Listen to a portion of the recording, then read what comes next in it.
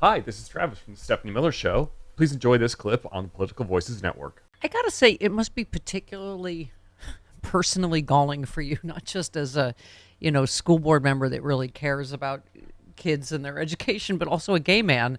That, Ron DeSantis, here we go, is double down on don't say gay up to, grade 12. I mean, that seems to me the big split of our time is we are all screaming. Obviously, the biggest threat to our kids is guns, not drag queens, not knowing about gay people, not learning about slavery. And it feels just exhausting and endless, this fight with the right wing, doesn't it? It's actually worse than one thing being a threat and the other thing not being a threat. What DeSantis is doing will harm kids. It will harm kids. Yeah.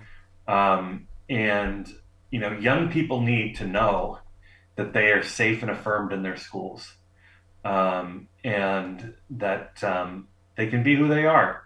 The whole point of having these protections for students who are LGBTQ is so that when they get to school, they don't have to carry around that baggage from the world. They can just focus on learning. And Ron DeSantis and people like him do this because they don't believe that LGBTQ people should exist. Yeah. Yeah. I mean, and, I know that, again, you're in sort of a different school area but I know a lot of teachers are even saying it's just so confusing to know what they can teach or what they can mention or what they can't. I mean, it's so, I guess the word is just chilling, isn't it? Yeah, I mean, yes, it is. There's no thought to it, right? It's not like they sat around a room and said, like, well, what do we do with curriculum? How do we advance this in a way that's rational? What impact would this have on instruction generally?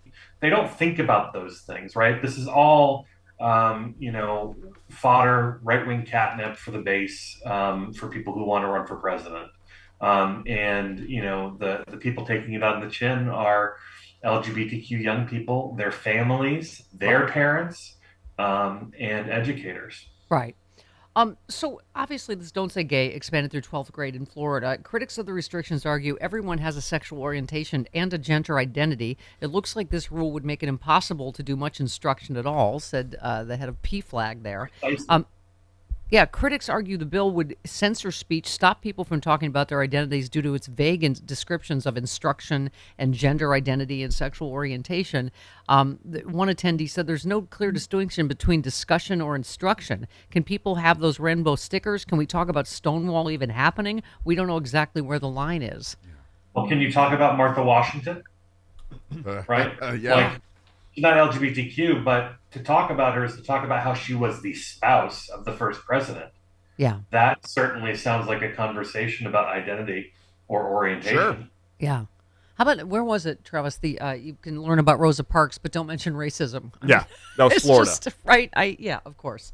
One teacher who spoke at the meeting, Carl, argued she fields questions about gender identity and sexual orientation regularly because students, quote, felt safe to ask me because they trusted me as a teacher, and their parents who opt into sex education for their child trusted me to answer them. Please understand, if students do not get their questions answered either by the trusted teachers or by those parents that are willing to talk with our children, they will likely find their answers from their peers or the internet with dubious safety and accuracy.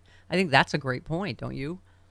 Well, that's just the thing. Here in Virginia, parents are allowed to opt out of family life education or sex ed, as a lot of people call it around the country.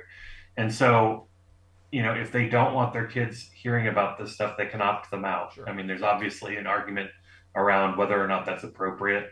I've heard some state legislators say that students should have this instruction, but parents have that option.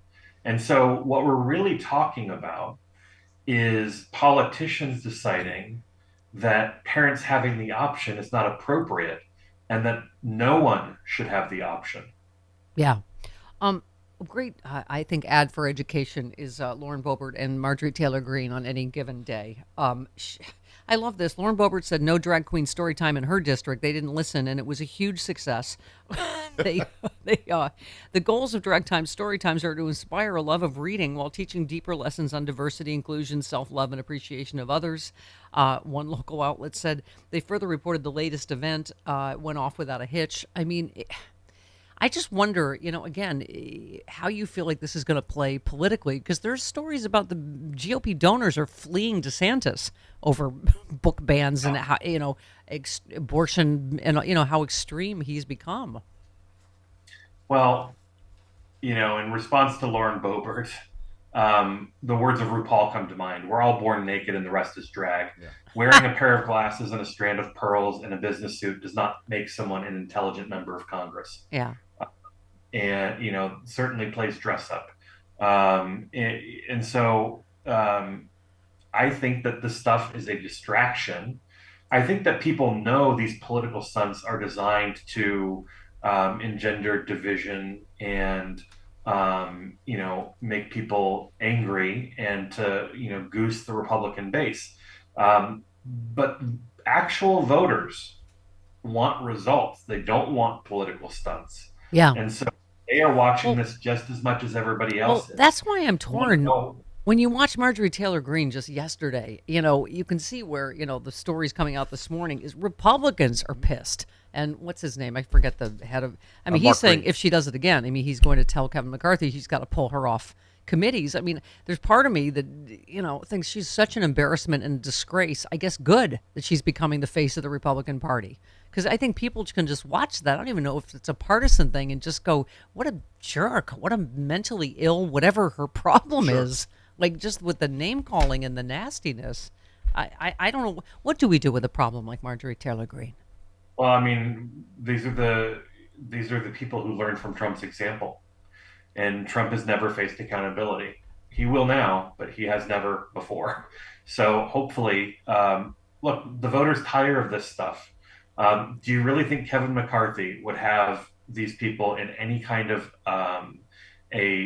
central leadership position that gives them oxygen if he didn't need them to hold on to that speakership by the skin of his teeth? Absolutely not. Yeah. But this is the bed, and he's going to have to lie in it. Yeah, exactly. Well, Carl, good luck to you between this and the next indictment, which we're hoping is coming soon. Huh? I do want to say next weekend, Saturday, April 29th, John Fugelsang is coming to Northern Virginia. Yep.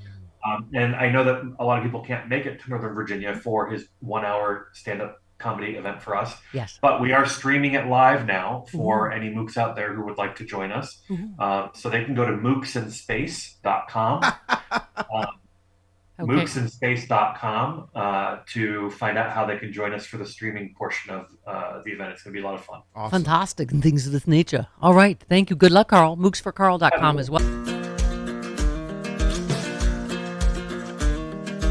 Republicans say they won't cut Social Security, Medicare, or Medicaid. But can honest, hard-working middle-class Americans really believe what these politicians say?